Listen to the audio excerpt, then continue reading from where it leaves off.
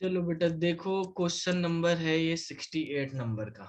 ठीक है, बताओ इसमें लिखा what do you make each word in a text start with capital letter. हमारे पास कुछ टेक्स्ट लिखा हुआ है और हमको उसको कैपिटल लेटर में कन्वर्ट करना। ठीक है, तो इनमें से हमें कौन सी चीज यूज करनी होगी कैपिटल लेटर में कन्वर्ट करने के लिए? टेक्स्ट ट्रांसफॉर्म प्रॉपर्टी यूज करेंगे, या ये कह रहा कि आप CSS के थ्रू कर ही नहीं सकते? टेक्स्ट ट्रांसफॉर्म में कैपिटलाइज करेंगे या अपर केस करेंगे, या खाली टेक्स्ट ट्रांसफॉर्म लिख देंगे? ये कह रहा टेक्स्ट को स्टार्ट करना विद कैपिटल लेटर्स। ठीक है, जैसे मान लिया मेरे पास यहाँ पर एक वो बना हुआ है, मान लिया कोई पैराग्राफ लिख लिया मैंने P, यहाँ पे एक पैराग्राफ ले लिया P, और इसमें मैंने लिखा है हेलो फ्रॉम इंडिया। ठीक है, तो मुझको इसमें हेलो का H, फ्रॉम का F, इंडिया का I कैपिटल लेटर में करना। कैसे होगा? Sir text transform capitalize. Text transform capitalize किस चीज की प्रॉपर्टी वो HTML में यूज करेंगे या CSS में? CSS की प्रॉपर्टी है। CSS की, तो स्टाइल लिखेंगे यहाँ पर। Yes sir, style. ठीक है, स्टाइल को यहाँ पे हम बंद कर देंगे, और P जो है हमारे पास उस पे हम यहाँ पे लगा देंगे टेक्स्ट ट्रांसफॉर्म। टेक्स्ट ट्रांसफॉर्म, और वैल्यू है हमारे पास क्या? कैपिटलाइज। J23 नंबर का यहाँ पे हमारे पास ये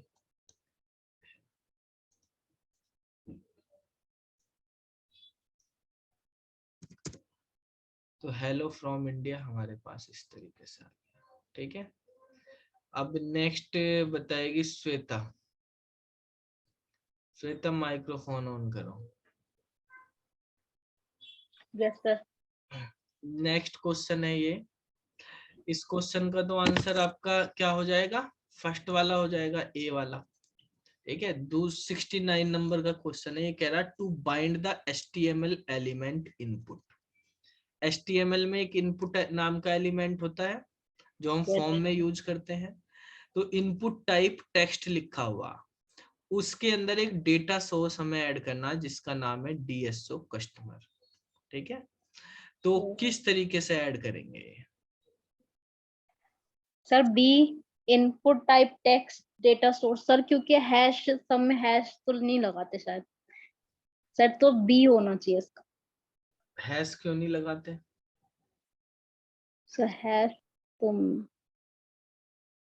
DSO customer sir, input type text data SRC DSO customer hash क्यों नहीं लगाते? सर। या कोई और बताएगा? हैश तो सेम पेज पे रह जाएगा ना। अच्छा, इसका मतलब क्या है? ये इस क्वेश्चन में क्या कहना चाह रहा है? ये सोर्स के नाम में तो हैश से तो नहीं होता स्टार्ट, कोई भी हम डेटाबेस का नाम स्टार्ट करेंगे तो।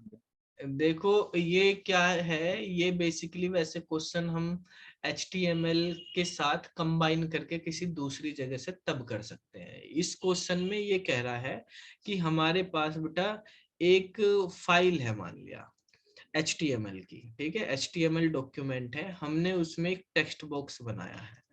इनपुट ये ऐसे लिखा हुआ है, इनपुट टाइप टेक्स्ट है, तो इससे हमारे पास एक टेक्स्ट बॉक्स बनेगा। अब इस टेक्स्ट बॉक्स में कुछ वैल्यू आनी है, और वो कहीं और से आनी, वो चाहे हमारे पास किसी टेक्स्ट फाइल से आए, TXT फाइल हो सकती है, वहां पे हो सकती है। वो वैल्यू हमारे पास चाहे डेटाबेस से हम लेके आए, वो वैल्यू हमारे पास चाहे XML से आए, या हम किसी भी एक्सेल से लेके आए, किसी दूसरी फाइल से हम लेके आ रहे हैं, एक्सेल CSV वगैरह फाइल वहां से भी लेके आ सकते हैं, XML से। बेसिकली डेटाबेस वगैरह से करने के लिए आपको .NET वगैरह में जाना पड़ेगा, वहां पे हम यूज करते हैं। ठीक है। Text file XML, text file से लेके आने के लिए आपको जरूरत पड़ेगी जावास्क्रिप्ट की, ठीक है। जावास्क्रिप्ट में jQuery वगैरह, उससे हम लेके आ सकते हैं। XML ये एक्सेल फाइल से, CSV फाइल से भी आप जावास्क्रिप्ट से कर सकते हैं। XML का यूज करके XML से भी फैच कर सकते हैं, ठीक है। अब देखो HTML के अंदर क्या होगा, आप ऐसे समझ लो, मान लिया अभी फॉर एग्जांपल अभी हम XML में पढ़ेंगे इनके प्रैक्टिकल भी, ठीक है। जावा स्क्रिप्ट में jQuery वगैरह में होते हैं वैसे। तो ये कह रहा है, वैसे .NET भी पढ़ेंगे, .NET में तो ये पूरा हमें पढ़ना ही है, डेटा सोर्स वगैरह, वहां पे टेबल में हमें डेटाबेस से डेटा उठाना होता है। तो यहाँ पर ये कह रहा है कि हमारे पास, आप ऐसे समझ लो कि कोई टैग है, ठीक है, जिसका नाम होगा कोई भी, मान लिया हमारे पास एक ID नाम से ही कोई टैग है, उसमें कुछ ID लिखी हुई है abc@gmail.com, ठीक है। ये abc.gmail.com मान लिया किसी XML फाइल पे आपकी लिखी हुई है, ये वाली वैल्यू हमारे टेक्स्ट बॉक्स में आ जाए, इसमें टेक्स्ट बॉक्स में यहाँ पर आ जाए, ठीक है। तो देखो यहाँ पर हम इस वैल्यू को फैच जब करेंगे XML फाइल से या कहीं से भी, किसी भी फाइल से, हम इस तरह की जो वैल्यू है अलग अलग फॉर्मेट होंगे, तो वो हम यहाँ पे फैच कर रहे हैं। तो डेटा सोर्स और डेटा फील्ड में FLD क्या है, फील्ड नहीं होता, FLD होता है। यहाँ पे एक फील्ड भी लिख रहा और FLD भी लिखा, तो फील्ड नाम की चीज नहीं होगी यहाँ पर जब हम यूज करेंगे, FLD तो होता है। तो FLD का मतलब होता है हमारे पास, जैसे ये ID है इसका नाम, ये FLD को डिनोट करता है, ठीक है। और जो ये डेटा सोर्स है, ये डिनोट करता है हमारे पास कि ये किस फाइल से आ रहा है, कहाँ से आ रहा है, किस सोर्स से। जैसे XML है, उस फाइल का नाम, या टेक्स्ट फाइल है, उस टेक्स्ट फाइल का नाम आप देना चाहते हो। CSV फाइल, एक्सेल फाइल, कहाँ से आप डेटा ले रहे, या आप डेटाबेस का कनेक्शन बना रहे, तो उस कनेक्शन स्ट्रिंग का नाम, ठीक है। तो अभी हम यहाँ से वैल्यू फैच कर रहे हैं डेटा सोर्स से। इसने कहा कि हमारे पास डेटा सोर्स का नाम है DSO कस्टमर, तो देखो सब में DSO कस्टमर ही लिखा, इसमें भी DSO कस्टमर, इसमें भी DSO कस्टमर, इसमें भी DSO कस्टमर। तो एक बात तो है कि ये डेटा फील्ड तो है नहीं, डेटा सोर्स है। इसने DSO कस्टमर को बताया है कि ये डेटा सोर्स है, तो डेटा फील्ड वाला तो वैसे भी गलत होता है, ठीक है। हम डेटा सोर्स के साथ डेटा FLD यूज कर लेते हैं, वो हम आगे अभी पढ़ेंगे, ठीक है, जब आपको XML वगैरह सिखाएंगे वहां पे भी। तो ये वाली चीजें हम यूज कर सकते हैं, लेकिन ये डेटा सोर्स नहीं है, ये डेटा FLD, तो ये भी गलत हो गया। अब आपके पास या तो ये ऑप्शन हो सकता है या ये ऑप्शन हो सकता है, ठीक है। अब देखो जैसे मान लिया आप XML में ही बना रहे हो, XML के अंदर आपने मान लिया एक वो बनाया टैग, जैसे यूजर्स के नाम से एक टैग है जिसमें उसकी ID है, उसका पासवर्ड है, ठीक है। ये पहला यूजर है। फिर यूजर्स के अंदर आपने एक यूजर नाम का लिया हुआ, ये पहला यूजर, ये यूजर 1 है मान लिया, ये आपने बंद कर दिया। ऐसे यूजर 2 होगा आपके पास, यूजर 2 में आपने उसकी भी ID बनाई हुई है, उसका भी पासवर्ड बनाया हुआ है, तो अलग अलग हमारे पास है यहाँ पे। अब देखो हमको जो ID पासवर्ड हम यहाँ पे फैच कर रहे हैं, वो ID हो या पासवर्ड हो, किसकी कैसे निकल के आनी है यहाँ पर, वो हमें देखना है, ठीक है। तो आपको पता है कि यूनिकली हम आइडेंटिफाई करते हैं किसी भी चीज को कहीं से भी, तो उसके लिए हम एक सिंबल यूज करते हैं HTML में या CSS में, सेलेक्टर यूज करते हैं, ठीक है। कौन सा सेलेक्टर यूज होता है CSS में ID के लिए, क्या सिंबल यूज होता है, हैश सिंबल यूज होता है, तो हैश का यूज करेंगे हम यहाँ, ठीक है। तो उस डेटा सोर्स का नाम जो लिखा जाएगा वो हैश के थ्रू लिखा जाएगा, ठीक है। तो डेटा सोर्स जब भी हम बनाते हैं तो वो बेसिकली डेटा सोर्स हम यहाँ पे फैच कर लेते हैं, चाहे आप उसमें बनाओ, ASP में बनाओ, वहां पे फैच करने के लिए। तो इसका करेक्ट आंसर हमारे पास C होगा, ठीक है। ये कोई जरूरी नहीं कि आप इसमें ही बना रहे हो, ठीक है, इनपुट टाइप में ही बना रहे हैं, आप किसी में भी बना सकते हो, आप पैराग्राफ में भी लिख सकते हो, आप टेबल के THTD में भी लिख सकते हो, ठीक है, उनमें भी बना सकते हो, ऐसा कोई जरूरी नहीं कि आपको इनपुट टाइप में ही बनाना। ठीक है, जिसमें भी आपको, ये तो टेक्स्ट बॉक्स में आपको डेटा डिस्प्ले करना तो टेक्स्ट बॉक्स बना दिया यहाँ पे। अगर आपको ये डिस्प्ले मान लिया टेबल के किसी फील्ड में बनाना तो टेबल में कर लो आप डिस्प्ले, उसमें भी कर लेंगे। ठीक है, तो हम जावा स्क्रिप्ट तो भी कर ही रहे हैं, तो थोड़ा जेक्वेरी के बारे में जब पढ़ाएंगे तो इस क्वेश्चंस को कराएंगे वहां पे डिटेल में। ठीक है, किस तरीके से हम एक्सेल से डेटा उठा सकते हैं। देखो जावा स्क्रिप्ट के थ्रू भी आप एक्सेल से, CSV फाइल से, टेक्स्ट फाइल से डेटा उठा के अपने पेज पे डिस्प्ले करा सकते हो। तो उनमें ये सब चीजें यूज करी जाती हैं डेटा सोर्स की। तो इसका करेक्ट आंसर हमारा सी होगा। अब नेक्स्ट क्वेश्चन पे आते हैं, क्वेश्चन नंबर 70। क्वेश्चन नंबर 70 है, which of the following tag is display one font size larger than the rest of the text surrounding it. ठीक है, ये कह रहा है जैसे मान लिया मेरे पास एक टेक्स्ट लिखा हुआ है इंडिया, तो मैं ऐसे लिखना चाहता हूँ, इससे पहले आई है, मुझको ये वाला एन बड़ा करना। ठीक है, DIA ऐसे ही लिखना, तो आप इसको किस में लिख दो, बिग में लिख दो। तो बिग वाले से हमारे पास बड़ा होके आ जाएगा। जैसे मान लिया यहाँ हमारे पास ये यहाँ पे लिखा हमने पैराग्राफ बनाया P दूसरा, उसमें एक लिख दिया I। ठीक है, फिर N को हमने बिग के अंदर लिख दिया, यहाँ पे N लिख दिया, इसको बंद कर दिया बिग को, INDIA ये कर दिया, और फिर P को बंद कर दिया। तो यहाँ पर हमारे पास इस तरीके से ये डिस्प्ले हो जाएगा। ये आ गया, N का साइज बड़ा है, जितने भी बिग में करोगे उतना ही बड़ा हो जाएगा वहां से। तो इसका आंसर हो जाएगा बी वाला। नेक्स्ट क्वेश्चन है 71 नंबर का। 71 में कहा, which of the following HTML container tags do you apply to the text for formatting the text as a paragraph. तो टेक्स्ट को पैराग्राफ के फॉर्मेट में यूज करना तो कौन सा टैग यूज करते हैं, यूज करते हैं। अभी हमने ये पैराग्राफ बनाई है, तो यहाँ पे हमारे पास हो जाएगा पैराग्राफ के लिए P। 72 में कहा, the style elements hold the document for setting. ठीक है, यानी जो स्टाइल होता है, जो हम स्टाइल यूज करते हैं, तो CSS की बात है, तो CSS के थ्रू आप क्या क्या चीज कर सकते हैं किसी डॉक्यूमेंट पे, उसका फॉन्ट चेंज कर सकते हैं, कंटेंट का कर सकते हैं, कलर भी कर सकते हैं, अलाइनमेंट भी कर सकते हैं, बॉर्डर भी कर सकते हैं, सारे कर सकते हैं। तो ये भी आंसर हो जाएगा। 73 पे आ जाओ। 73 का है, which of the following tag is used to make a list that list the item with number. तो नंबर वाली लिस्ट बनानी है, कौन सी होती है, ऑर्डर्ड लिस्ट होती है। तो ऑर्डर्ड लिस्ट जो है किससे बनती है, C से बनती है बेटा। ठीक है, OL हो जाएगी हमारे पास यहाँ पे। ठीक है, ऑर्डर्ड लिस्ट के लिए OL का यूज करेंगे। नेक्स्ट क्वेश्चन कौन बताएगा, संदीप। चलो भाई बताओ भाई। क्वेश्चन नंबर 74 है, इसमें कहा है, attribute of the A tag is used to name the section in a web page to create an internal link।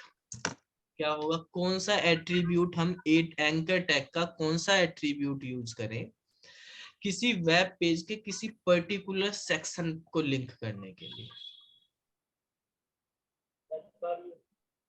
हैं? HREF सेक्शन को लिंक कर देगा। HREF से तो नॉर्मल भी लिंक कर देंगे।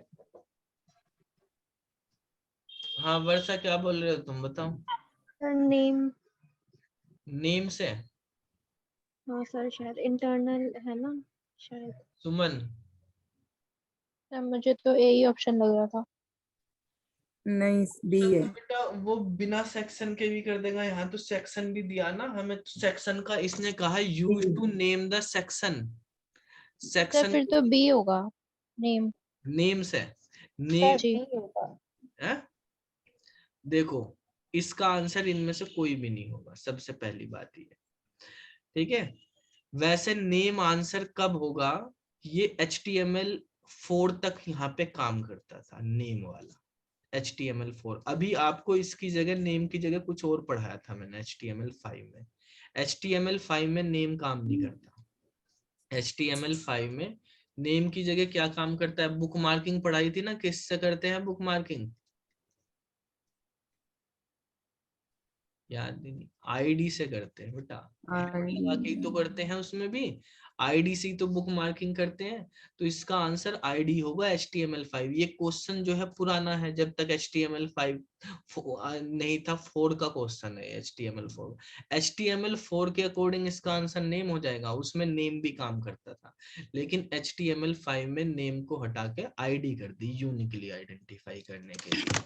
ठीक है, तो अब इसका आंसर जो है वो होगा आईडी। देखो जैसे हमारे पास यहाँ पर आपको बुक मार्किंग सिखाई थी मैंने, कि मान लिया हमारे पास एक ए है, HREF है, सेम पेज पे करना है या किसी भी पेज पे करना है तो हैश से करते हैं हम। ठीक है, मान लिया आप को कोई लिंक करना है, ठीक है, यहाँ पे हम ले लेते हैं, इसका नाम के ले लेते हैं, आईडी बना दी हमने यहाँ पे। ठीक है, और यहाँ पे लिख दिया क्लिक, लिख दिया हमने क्लिक है, इसको ए को बंद कर दिया। ठीक है, एक और ए बनाया HREF, इसमें हमने कर दिया हैश M कर दिया। ठीक है, और इसको हमने यहाँ पे भी लिख दिया क्लिक, BR लगा देते हैं कुछ। HREF जो एट्रीब्यूट है वो तो हर तरह के लिंकिंग को लिंक कर देता है, हमें करना है इंटरनल, उसने कहा सेम पेज के किसी सेक्शन पे जाना, तो सेक्शन का नाम लिखेंगे ना यहाँ पे, ये K और M क्या है, सेक्शन के नाम है। लेकिन सेक्शन के नाम HTML4 तक तो ऐसे बन सकते थे कि आप कोई हेडिंग टैग लगा रहे हो और उसमें आपने सेक्शन का नाम ही दे दिया कि सेक्शन का नाम हमारे पास K है।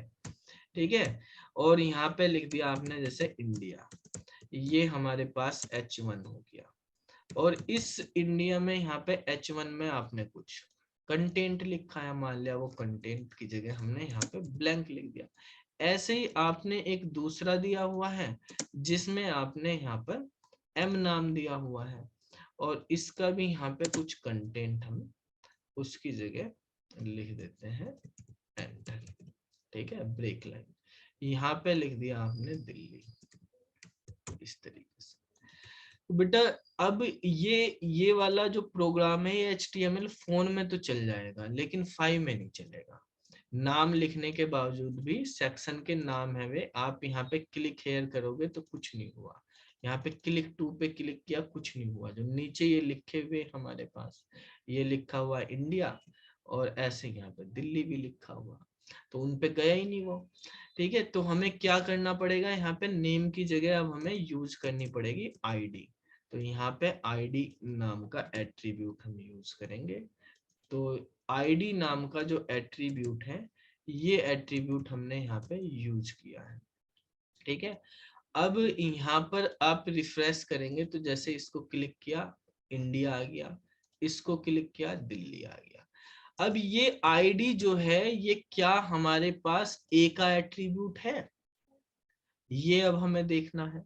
ए का एट्रीब्यूट है क्या है, ये तो हमारे पास इसका एट्रीब्यूट है, H1 का भी हो सकता है, किसी का भी हो सकता है, ए का तो HREF ही है यहाँ पे, बाकी तो हमने कोई यूज नहीं किया।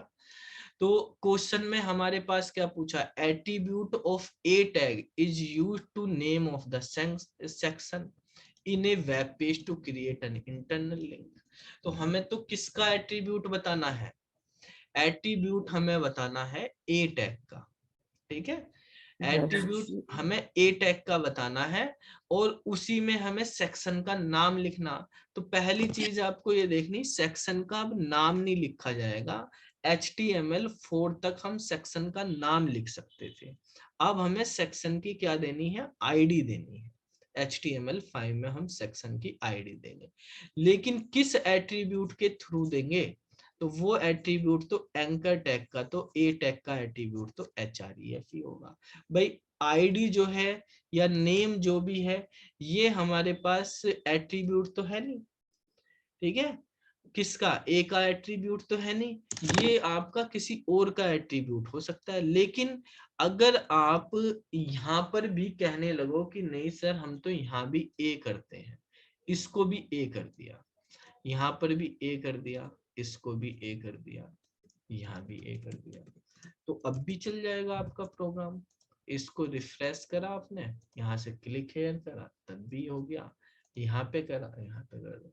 लेकिन यहाँ पर जो है हमारे पास ए का एट्रीब्यूट आईडी आपने यूज किया है, तो ये कोई वो नहीं है कि यहाँ पे ए लिखना जरूरी, लेकिन यहाँ पे ए लिखना जरूरी है, ठीक है। जहां से आप लिंक दे रहे हो, क्लिक करवा रहे हैं, वहां पे ए लिखना जरूरी है, यहाँ पर ए लिखना जरूरी नहीं। यहाँ पे तो H1 से भी चल गया, B से भी चल जाएगा, कुछ भी लिख दो, P लिख दो, तो उससे भी चल जाएगा हमारे पास, ठीक है। लेकिन जो हमारे पास एट्रीब्यूट है, वो एट्रीब्यूट यहाँ पर आईडी वाला दिया जाएगा, नेम वाला नहीं दिया जाएगा। नेम वाला भी चलता था, वो पुराने में चलता था, ठीक है। तो एंकर टैग का एट्रीब्यूट पूछा जाए, तो एंकर टैग का तो हमारे पास href एट्रीब्यूट है, उसी में हम सेक्शन का नाम देंगे, href के अंदर ही हैश लगा के हमें देना होगा। और अगर हमारे पास जो सेक्शन है, उस सेक्शन को हम किसी भी तरीके से डिनोट कर सकते हैं, तो सेक्शन को जो है हम किसी भी टैग से कर सकते हैं, वो आईडी के थ्रू करेंगे, ठीक है। अब 75 नंबर का क्वेश्चन है, इसमें कहा image of the following, which of the following attribute of img tag is used to provide alternate text when an image on a web page can not be display. तो ALT हम use करते हैं, image नहीं आ रही, SRC इसका mandatory है, ALT हम use करते हैं। क्या अलाइन एट्रीब्यूट भी होता है इमेज का? इमेज को लेफ्ट राइट टॉप बॉटम कर सकते हैं। यूज मैप, जब हम मैप बनाते हैं तो वहां पे यूज करते हैं, ठीक है। 76 नंबर क्वेश्चन बताओ, method use to send data is stored in an environment variable on the web server. क्या होगा इसका आंसर? कौन सा मेथड हम यूज करते हैं इन्वायरमेंट वेरिएबल को स्टोर करने के लिए वेब सर्वर पे? कंटेंट लेंथ, गेट, रिक्वेस्ट या पोस्ट मेथड? तो सबसे पहले तो आपको ये मेथड पता होने चाहिए कौन से होते हैं, ठीक है। तो इनमें से ये बेसिकली हम HTML की बात कर रहे हैं, HTML पे के थ्रू हमें मेथड बताना, वेब सर्वर पे जब भेजना है हमें, कौन से मेथड के थ्रू हम डेटा भेजें कि वेब सर्वर उसको एनवायरनमेंट वेरिएबल से फेच कर लें वहां पर सर्वर पे। तो पहले तो ये होगा क्या? है, रिक्वेस्ट होगा क्या? कौन कौन से मेथड होते हैं HTTP के? सर रिक्वेस्ट और रिस्पॉन्स। गेट पे पोस्ट, रिक्वेस्ट और रेस्पॉन्स मेथड होते हैं, अच्छा। और HTTP के हमारे पास ये HTTP आपको बताया था, और भी मेथड होते हैं, कौन कौन से होते हैं? यस सर, गेट और पोस्ट। HTTP मेथड, ठीक है। HTTP मेथड होते हैं बेटा, गेट होता है, पोस्ट होता है, ठीक है।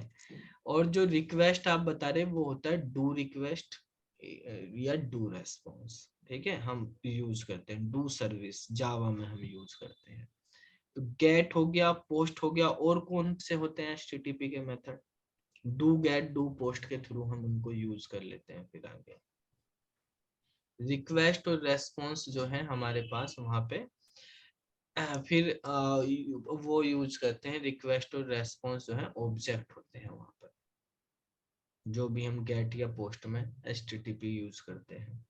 एक हमारे पास आपको बताया था डिलीट भी होता है, ठीक है, पुट होता है, पैच होता है, ठीक है। ये भी तो हमारे पास HTTP के मेथड होते हैं। एक हमारे पास हेड होता है, ठीक है, एक ऑप्शन नाम का मेथड भी होता है। ये सब हमारे पास HTTP के मेथड होते हैं, ठीक है।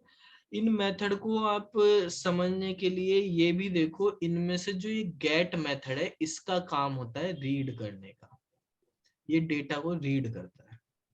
ठीक है, गेट मेथड से हम डेटा को क्या करते हैं, रीड। देखो डेटाबेस पे या कोई भी हम ऑपरेशन परफॉर्म करते हैं, 4 तरह के होते हैं। CRUD ऑपरेशन परफॉर्म किए जाते हैं किसी भी चीज पे, यानी क्रिएट करना, अपडेट करना,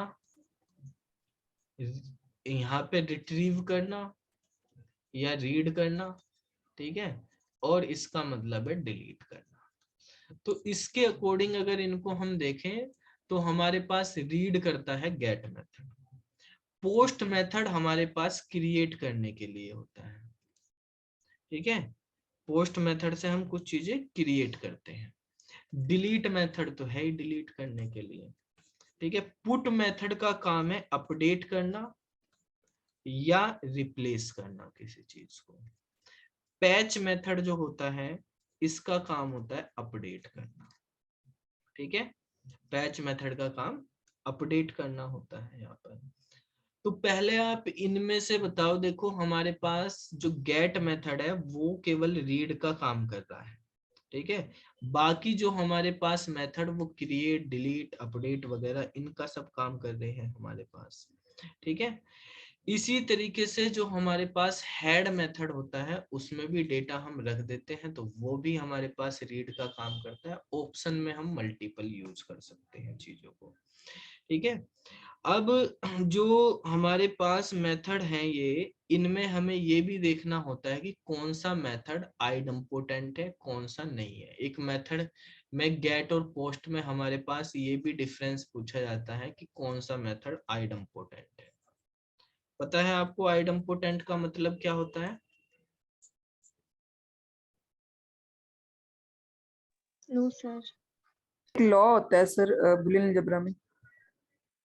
वो तो लो होता है वहां अलग, यहाँ पे आइडेम्पोटेंट मेथड्स होते हैं ये।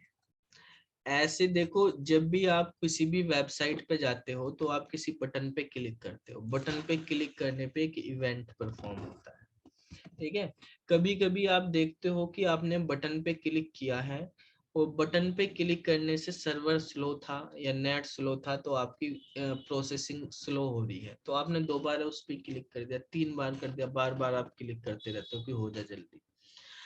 तो क्या होता है, अगर कोई मेथड हमारे पास आइडेम्पोटेंट मेथड यूज किया गया है उस पे, तो आप कितनी भी बार क्लिक कर लो कोई फर्क नहीं पड़ेगा, सेम ही रिजल्ट देगा।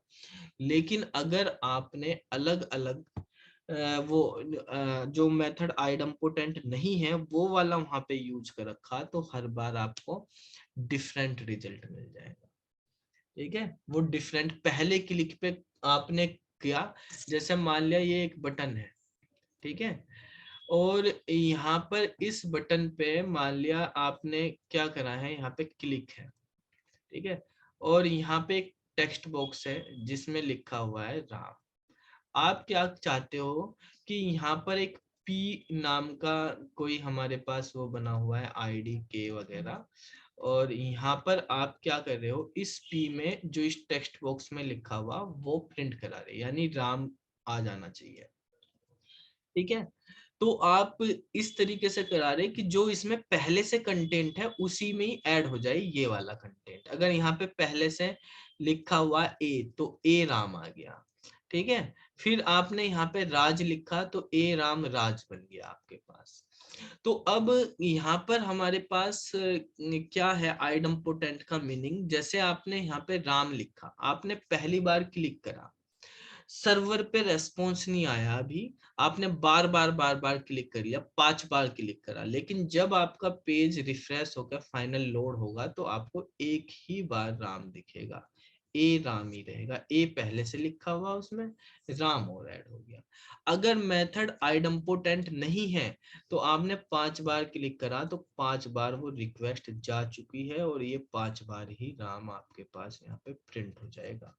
ठीक है, तो इससे ये नुकसान हो सकता है, मान लिया कोई चीजें आप परफॉर्म कर रहे, कोई एक्शन आप किसी चीज पे, तो पहली रिक्वेस्ट भी चली गई आपके पास, कोई फॉर्म आप फिल कर रहे डेटा, तो पहली बार भी आपने 5 बार करा तो 5 बार रिक्वेस्ट पहुंच गई। आइडेम्पोटेंट में जब तक पहले वाले का रिजल्ट नहीं आ जाता तब तक दूसरे वाली रिक्वेस्ट वो भेजेगा ही नहीं। ठीक है, जब तक पहले वाले का रिजल्ट नहीं आएगा दूसरे वाले की रिक्वेस्ट नहीं जाएगी। तो आइडम्पोटेंट मेथड वे मेथड होते हैं that can be called many times without different results. ठीक है, या हम कह सकते हैं कि multiple identical request will give the same result। ठीक है, सेम रिजल्ट देते हैं, जबकि हमारे पास जो मेथड आइडम्पोटेंट नहीं है, जो नॉट आइडम्पोटेंट है, वो क्या करते हैं, वो हमारे पास सेम रिजल्ट नहीं देते, वो डिफरेंट रिजल्ट देते हैं। तो एवरी टाइम, ठीक है, it will give different result. ठीक है, तो जितनी बार आप क्लिक करोगे उतनी ही रिक्वेस्ट जनरेट कर देगा। इस तरह के मेथड होते हैं। कुछ मेथड होते हैं सेफ मेथड। ठीक है, इन्हीं में ही हमारे पास जो HTTP के मेथड होते हैं, उन्हीं में ही कुछ मेथड होते हैं हमारे पास सेफ मेथड। तो सेफ मेथड क्या करते हैं, किसी को पता है? ऐसे मेथड जो केवल रीड ओनली का ऑपरेशन परफॉर्म कर रही है, उनको हम बोलते हैं सेफ मेथड। कहां पर कर रहे हैं? सर्वर पे जाके, सर्वर पे जाके रीड ओनली का ऑपरेशन परफॉर्म कर रहे हैं, तो वो वाले मेथड हमारे पास सेफ मेथड है। जैसे अभी बताया था आपको, एक मेथड होता है हमारा गेट मेथड। गेट बताया था रीड का काम करता है। ठीक है, ऐसे ही हमारे पास हेड मेथड है। हेड वाला मेथड जो है ये भी रीड का काम करेगा। एक ऑप्शन मेथड था लास्ट में, ये भी हमारे पास रीड का काम करता है। बाकी अलग अलग थे हमारे पास। ठीक है, तो ऐसे मेथड जो केवल रीड ओनली का काम करते हैं, ठीक है, दोज मेथड विच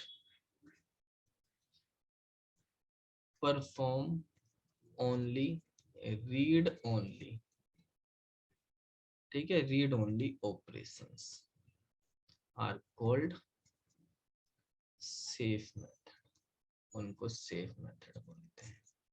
चलो यहाँ पे मैं कुछ मेथड के नाम लिख रहा हूँ, आप बताना कौन कौन से मेथड सेफ है।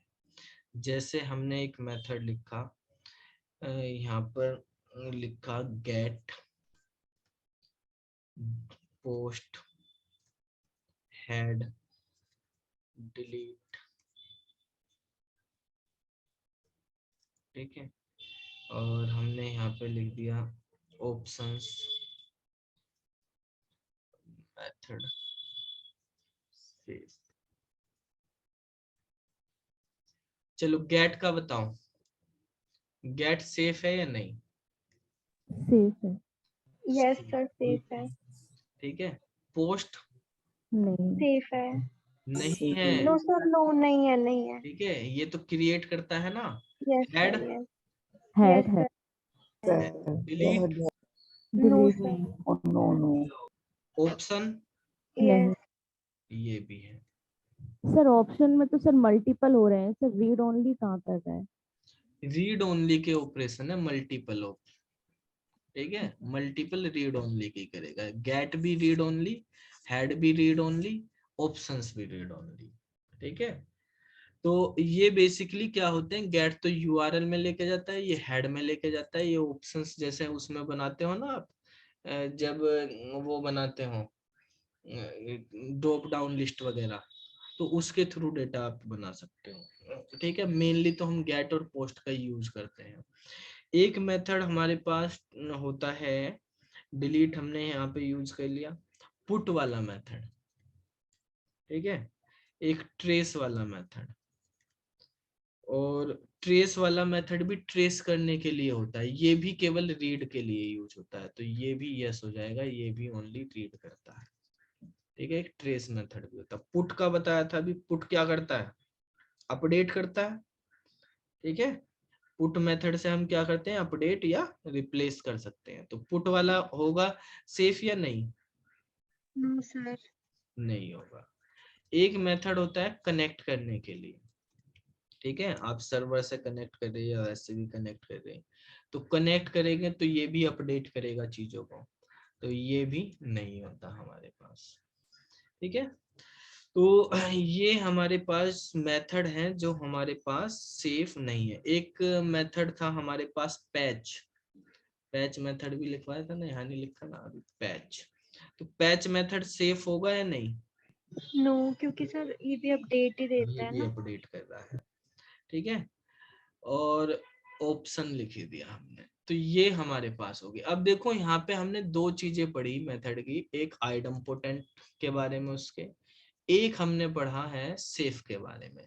तो आइडम्पोटेंट भी हम यहाँ पे लिख लेते हैं कौन कौन से मेथड होते हैं इनके बारे में, आइडम्पोटेंट, ठीक है। तो जितने भी मेथड हमारे पास सेफ मेथड है वो सारे के सारे आइडम्पोटेंट भी होंगे, जितने भी सेफ हैं वो सब आइडम्पोटेंट भी होंगे, यानी ऑल सेफ ऑल्सो आइडम्पोटेंट। लेकिन रिवर्स सही नहीं है इसका, ठीक है, but not all idempotent are safe, ठीक है। तो ये बताओ गेट वाला हमारे पास आइडम्पोटेंट होगा या नहीं? यस। जिसपे यस लिख रहा वो तो यस हो ही गए, ठीक है। यस। ये भी यस हो गया, ये भी यस हो गया। अब बाकी बचे पोस्ट वाला, पोस्ट वाला नहीं होता आइडम्पोटेंट, ठीक है। एक है हमारे पास डिलीट वाला, डिलीट वाला हमारे पास सेफ नहीं है, लेकिन ये वाला हमारे पास आइडम्पोटेंट है, ठीक है। डिलीट सेफ नहीं होता लेकिन आइडम्पोटेंट होता है, ठीक है। और हमारे पास कौन सा बचा, पुट वाला, पुट वाला भी आइडम्पोटेंट होता है। एक हमारे पास है कनेक्ट वाला, कनेक्ट वाला नहीं होता आइडम्पोटेंट, ये भी मल्टीपल रिक्वेस्ट पे मल्टीपल रिजल्ट दे देता है। एक है हमारे पास यहाँ पे पैच वाला मेथड, तो पैच वाला भी हमारे पास आइडम्पोटेंट नहीं होता है, ठीक है। तो ये हमारे पास HTTP के मेथड है। तो ये मेथड में बात कर रहे तो हमारे पास method get, post, head, delete, option, put, trace, connect, patch वगैरह ये सब मेथड होते हैं। इसको आप नोट कर लो कौन से आइडम्पोटेंट आप देख रहे हैं। जिन पे यस है वो तो सारे के सारे सेफ वाले सारे आइडम्पोटेंट है, सारे आइडम्पोटेंट सेफ हो ऐसा कोई जरूरी नहीं है, नोट करो इसको।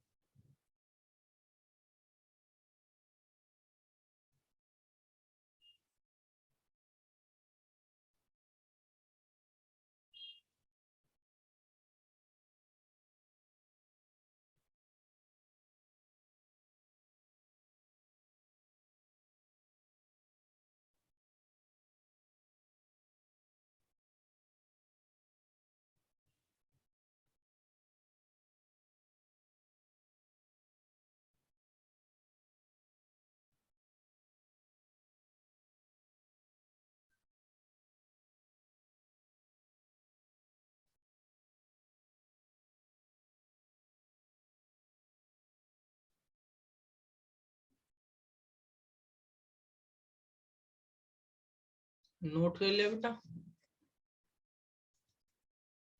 अब ये वाला क्वेश्चन था हमारा, इसका आंसर बताओ आप क्या होगा, क्वेश्चन नंबर 76 का। Method used to send data is stored in an environment variable on the web server is। तो रिक्वेस्ट मेथड आप कह रहे थे अभी, क्या नाम है इसका, वर्षा कह रही थी कि रिक्वेस्ट मेथड, बेटा रिक्वेस्ट मेथड नहीं होते, रिक्वेस्ट एक टाइप है मेथड्स का। ये जितने भी मेथड हैं ये सारे के सारे HTTP रिक्वेस्ट के लिए यूज होते हैं, ठीक है।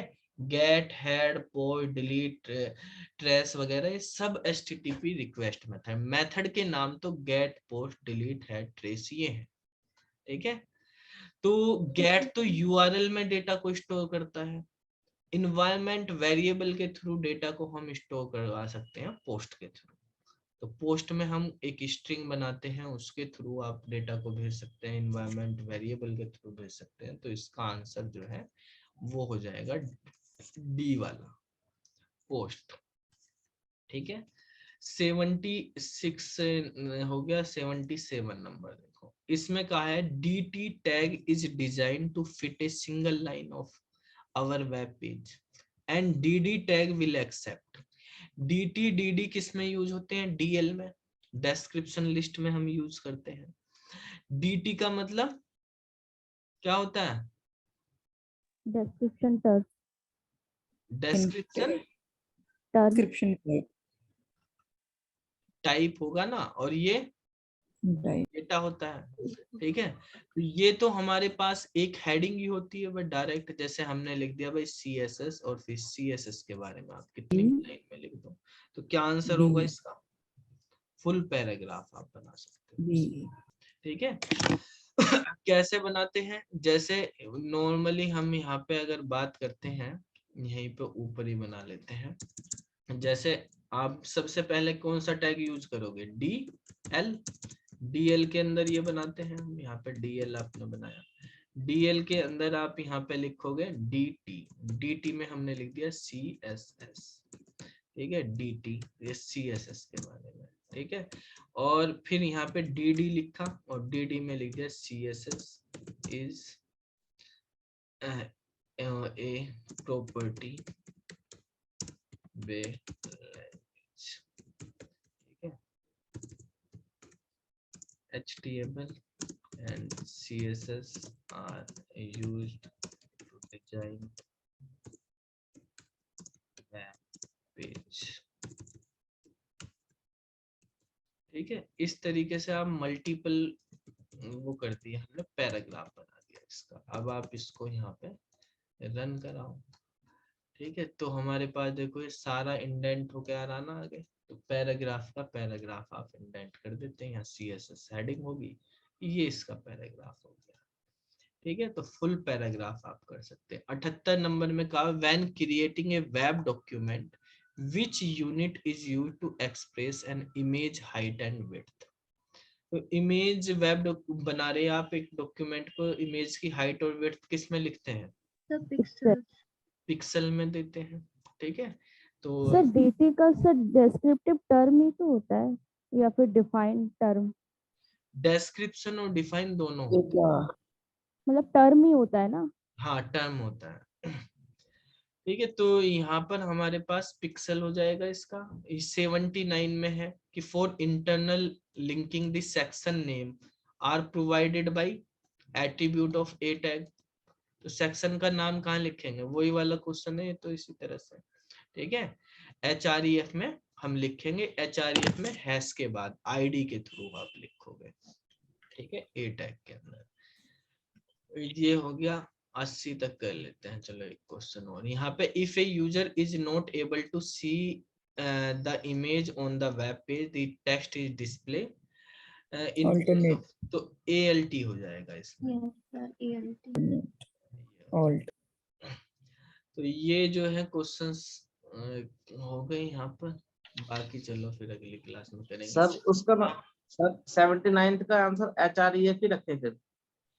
हाँ देखो, ए टैग पूछा ना यहाँ पे, तो केवल HREF। अगर यहाँ पे प्रोवाइडेड बाय एट्रीब्यूट, ये वाली चीज नहीं होती यहाँ पे क्वेश्चंस में, ठीक है।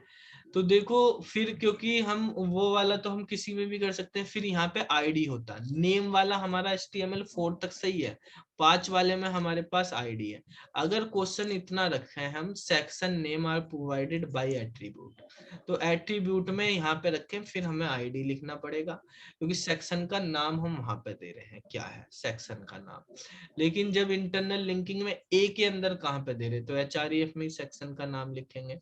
अब जैसे हमारे पास यहाँ पर आप कहने लगो कि भाई पेज का नाम तो ये बनाया आपने यहाँ पर, कि पेज का नाम तो मेरे पास क्या है, यही है J23.html, और मैं यहाँ पे लिख दूं कि नेम जो है इक्वल टू, और नेम में हमने कर दिया कि M कर दिया। तो आप इस तरीके से नेम देने लगे कि भाई मैं तो यहाँ पे नेम लिख रहा अलग एट्रीब्यूट बना के। तो आप अब इसमें क्लिक हेयर करेंगे तो क्या हो गया, यहाँ पर हेलो फ्रॉम इंडिया ऊपर ही पहुंच गया वो, ठीक है, उसने केवल किस लिंक को लिया, J23 को, इसको लिया ही नहीं। ठीक है, आप यहाँ पे चलो आईडी यूज कर लेते हैं, आईडी एम कर ली हमने, यहाँ पे रिफ्रेश करा, यहाँ पर आगे क्लिक हेयर पे क्लिक करा, फिर ऊपर, उसको लिंक ही नहीं कर रहा वो तो लिंक यहाँ पे करेगा। तो यहाँ पर हमें सेक्शन का नाम देना पड़ेगा HREF में, और सेक्शन का नाम कहाँ से कहाँ मेंशन किया, किस एट्रीब्यूट से सेक्शन का नाम दिया, तो आईडी एट्रीब्यूट से दिया है। ठीक है, और ये आईडी एट्रीब्यूट हम यहाँ पर जो डेस्टिनेशन है वहां पे ए टैग में भी लिख सकते हैं या किसी में भी लिख सकते हैं, वहां पे कोई मैंडेट नहीं है कि हमें ए में ही लिखना, तो वो तो आप किसी में भी लिख सकते हो। ठीक है, तो इस तरीके से आप करेंगे, अब हमारे पास चल जाएगा। तो अगर हम केवल यहाँ पे प्रोवाइडेड बाय द सेक्शन का नाम प्रोवाइड कहाँ करा जा रहा, वो किसके द्वारा करा जा रहा, कौन से एट्रीब्यूट के द्वारा, तो सेक्शन का नाम तो हम दे रहे हैं आईडी एट्रीब्यूट के द्वारा। ठीक है, उस एट्रीब्यूट का नाम है आईडी, लेकिन हमारे पास एंकर टैग में उसको मेंशन करेंगे HREF के अंदर। ठीक है।